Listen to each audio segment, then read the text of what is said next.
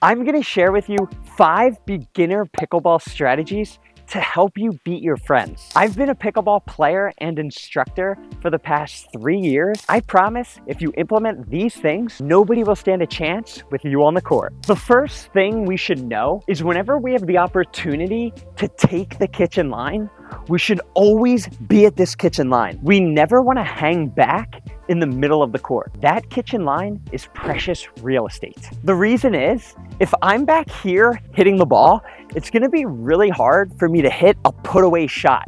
My opponent will pretty much always get it back. However, if I'm up at this line, this allows me to potentially get a ball that's high that I can hit off the court that my opponents will never get. The saying that I want you to ingrain in your brain is return and run. Meaning return their serve and get up to that kitchen line. No hanging back.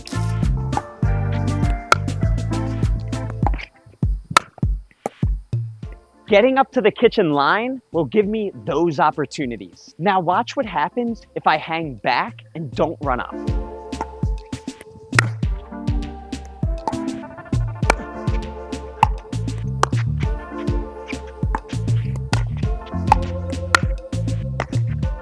I'm always on defense. I'm never on offense when I'm not at the line. The general rule of thumb that's accepted in pickleball is when your opponent is at the kitchen line and you're not, you should hit the ball softly and approach the kitchen. Softly, softly, softly until you're at the line. Then you can look to attack. The reason is, if Francesca's in the middle of the court and she hits the ball hard at me, it's pretty easy for me to hit the ball down at her feet, making it really hard to approach. However, if she hits it softly, she can creep in because I don't have much of an attack if she gets the ball low. Here's the wrong way that players with little experience would do.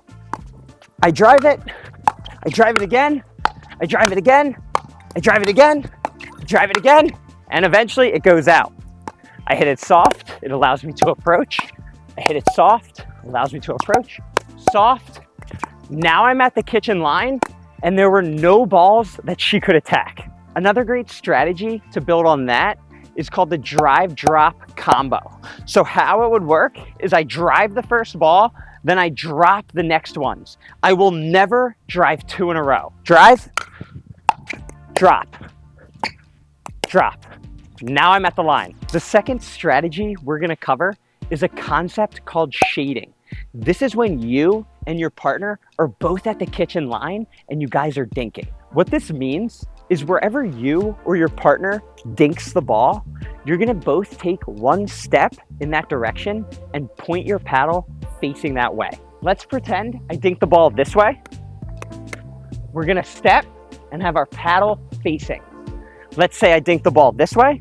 Gonna step and have our paddle facing. The thing that beginners do is when they dink the ball, they just stand there and watch it. So all of this open space is on the court. We want to cut that down by shading. This helps greatly with upping your anticipation and your reaction speed. If I dink the ball that way and I just stand here and I see the ball coming through the middle, it's really hard to go like this and accurately hit the ball. However, if I'm already here and the ball comes through the middle, it's really easy to just move an inch as opposed to 4 feet. A bonus tip that goes hand in hand with shading is something called paddle tracking. Paddle tracking is wherever the ball is on the other side of the court, you want to point the tip of your paddle at the location of it. So if the ball's that way, I don't want to be ready like this. I want to be ready like this. This will also help with you getting jammed up. If people hit it in a weird spot, if you're paddle tracking accurately, you're always gonna be on that ball. I'm gonna dink cross court with Francesca here, and I'm gonna paddle track. Pay attention to where my paddle is in relation to the ball.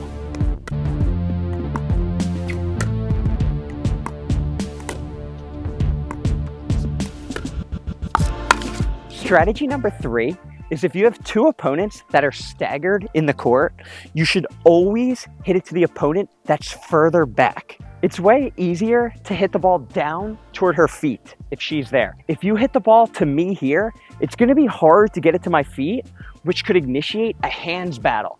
Then the game is 50-50. Since she's back, you're at a major advantage. Don't give that up. Hit it to the person who's back.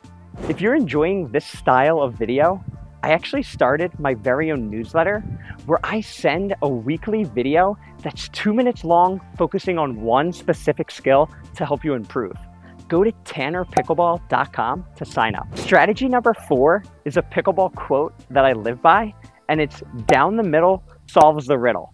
We're gonna focus on this specifically when we're dinking. If you're a beginner or intermediate player, I recommend hitting the majority of your dinks right down the middle of the court. If you're at that level, odds are there's pretty much no dinking happening anyway. So if you aim the ball repeatedly right down the middle, it may cause some confusion on your opponent's end, and they might not know who's supposed to hit it or do something stupid with that shot. The second benefit is the net in the middle is actually 2 inches lower than it is out wide.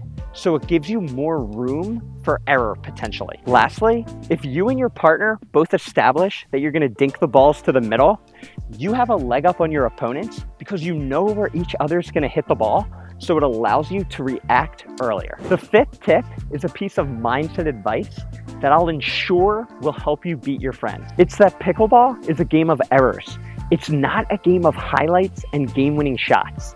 If you reduce the amount of times that you make mistakes hitting the ball into the net, I promise you, you're going to win. A strategy that I like to bring into match play is I tell my partner that let's not even think about speeding the ball up until we hit 10 dinks. You'll see that you never even get anywhere near 10 dinks. So if you don't do anything stupid and try to do a dumb speed up or a dumb lob within the first 10 shots of the rally, you're going to win 99% of them. Let your opponents lose patience and do something dumb. If you enjoyed this video, make sure to subscribe to my channel. I post a video like this every single week.